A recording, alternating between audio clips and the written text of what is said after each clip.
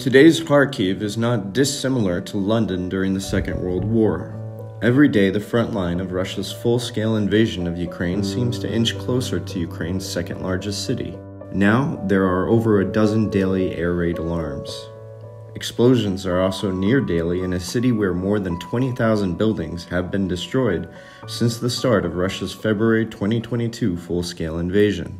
Since December, around the time the news reports started surfacing that American military support was at an impasse due to political wrangling in the US Congress, Kharkiv has been hit by more missiles than at any other point in the war.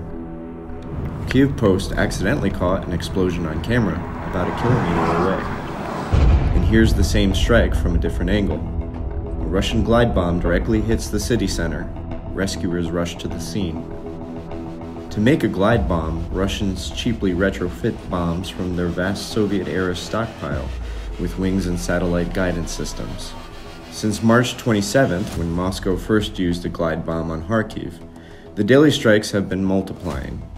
Kharkiv, which before the full-scale invasion had approximately 1.4 million people, had a solid infrastructure and a strong IT sector. It's considered Ukraine's second capital, and not only because, for many years, it was the capital, but also because it was a major industrial hub, with defense, mechanical engineering, and aerospace industries concentrated here. But a lot has changed. Many of the businesses have left. Blackouts are frequent. However, it doesn't keep Kharkivers from trying. The northern districts of Kharkiv, particularly Saltivka and Oleksiivka, were subjected to regular Russian artillery attacks early on in the 2022 full-scale invasion. It was in Saltivka in the spring of 2022 that Volodymyr's apartment building got shelled. Это было ночной, около 3 ночи где-то был обстрел. Но он был хаотичный по всему району. Ну и как-то в соседнем дворе, в этом дворе, не знаю как, за домом пролетело в крышу. Пробило 2 квартиры. Снаряд застрял у друга в спальне. Fortunately, often, the Russian shells fail to explode, Volodymyr added. Volodymyr's neighbor, Valentina, lives on the first floor of her building. About half of her apartment, now restored, had been destroyed. Прилетела на 5-й этаж, пробила 5-й этаж и 4-й этаж. 2 снаряда застряли в полу у них. Вот в нашем подъезде, вот надо мной же, 2 квартиры полностью. На 5-м этаже полностью разрушенная. Только вот боковые были стены, а внутри нет ничего. На 4-м были дома, но в соседнюю комнату прилетела, в холодильнике застрял и в полу. Mykola, a builder from Saltivka, shows Kyiv Post a recently rebuilt landing between the 4th and 5th floor of a 5-story apartment building. Вот здесь разбомбило площадку. Новую площадку сделали. Это тоже надо снимать было. The Kremlin claims it does not target civilians, but the recent attacks, which have almost exclusively hit civilian targets, tell a different story. Ukrainian officials say 100 civilians have been killed in Russian attacks since the beginning of this year. Вони вдарили по житловим, свідомо вдарили шахедами по житловим будинкам. Там були загиблі гражданські люди. Ми виїхали на допомогу. Ми теж думали, що там, може, вони там помилились і вдарили по ДСНСникам, по нам. Але ні, вони свідомо б'ють по пожежно-рятувальним частинам в Харківській області. Я знаю, от в Дворічній розбита частина, в Липцях розбита частина, в Казачій Лопані частину поцілили. Це суперечить всім міжнародним нормам ведення війни, але це якісь нелюди просто. The Kremlin has also been employing double-tap strikes, that is, repeated strikes on the same position to first hit the civilian target and then kill the rescuers.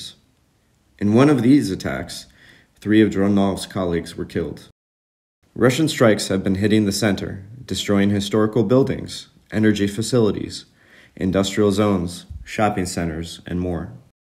This, the well-known Planet Mall Center, was destroyed in a missile attack on April 6. 6 Kharkivers were killed. Kharkiv's misfortune is that it sits only 30 kilometers, 18 miles from the Russian border. Повітряна тривога, 30-40 секунд, ракета прилетає вже в місто Харків. У нас було нещодавно пожежа, коли росіяни вдарили по нафтобазі. Горіло навіть сніг горіли, асфальт горіли житлові будинки. Тобто це як лава з вулкану, все потекло і дуже було багато загорянь. Загинула тоді сім'я, 3 дітей і подружжя. Russian attacks on power facilities in Kharkiv have done significant damage.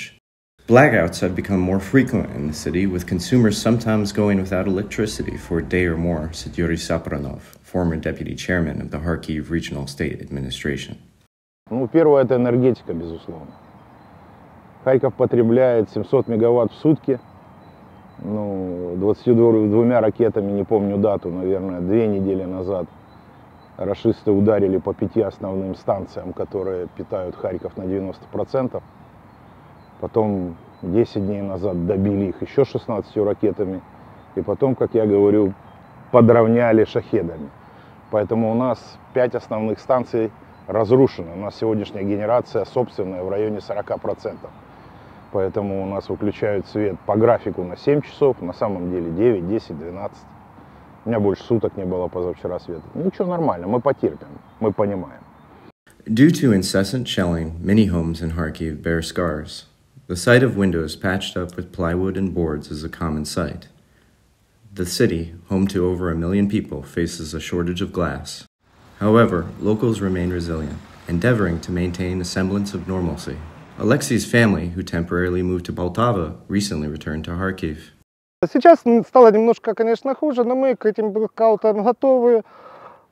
Здесь в нашем доме единственное неудобство – это электроплиты, и, соответственно, разогреть нечем. Но мы подготовились, у нас есть и плитка на газовых баллончиках, и со старые аккумуляторы с машин поснимали, заряжаемся, то есть пункт незламности на 3, да, и куча пауэрбанков. Ну, а занять себя нечем, базовые станции падают, скучно. Ну, значит, мы выходим и поднимаем себе настроение, купили мясо, пожарили шашлык прямо возле дома, переносной мангальчик. Было очень вкусно, отлично провели с женой время, да. Ребенок... Мне понравилось. Like most residents, he believes in facing fate head-on and continuing with daily life. Ну, это как русская рулетка уже, и люди просто морально смиряются с этим. Жить надо как-то продолжать. Просто харьковчане привыкли. Мы просто уже привыкли. Любая человеческая психика, она просто адаптируется к любым даже негативным моментам. Да, бахает. Да, вот у нас вот здесь в 2 километрах прилетело 2 недели назад 12 погибших. The Russians aim to compel capitulation by instigating a humanitarian crisis in Kharkiv, if not all of Ukraine, Sapronov said. А сейчас нас пугают для того, чтобы, первое, на мой взгляд, люди в панике. Это тяжело. Каждый день гибнут люди. Тем более начали прилетать кабы, чего раньше не было. Это страшная бомба, которую сбить нельзя. Сбивать можно только носитель, самолет.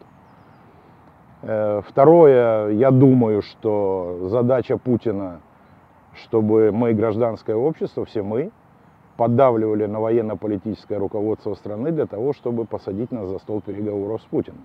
Чем больше они бьют, тем больше мы ненавидим Россию. И до войны, если вы знаете, вся страна знает, Харьков называли и прорусским городом, и ватники у нас здесь. Ну, посмотрите, какие мы ватники. Чем больше они бьют, тем больше ненависти, тем больше хочется отомстить, и будем мстить. Мы не боимся, мы пуганые. Наверное, страшнее только оккупация. Все остальное мы пережили. It will take massive work to rebuild Kharkiv to its pre-war state. Ukrainian government officials estimated that it may cost more than $10 billion to fix everything that's been destroyed. Kharkiv soldiers on despite relentless Russian attacks.